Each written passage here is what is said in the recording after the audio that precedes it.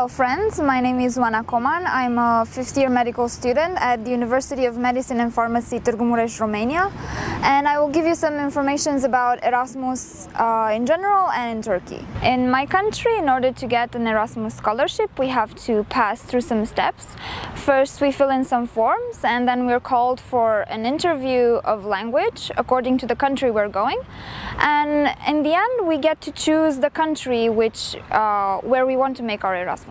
This is my second Erasmus scholarship here. I decided to come again because first time when I came here everything was perfect. The hospital, the university, the courses and the international office staff were very helpful. The campus is one of the most beautiful things I've ever seen because it's a mini city having everything you need. I'm also very happy with the hospital and the courses we take because the doctors here are very helpful and they're very willing to lend you a hand whenever you need. First time when I came here, I was recommended by a friend who was also an Erasmus here, and she told me that it's one of the best choices I can ever have.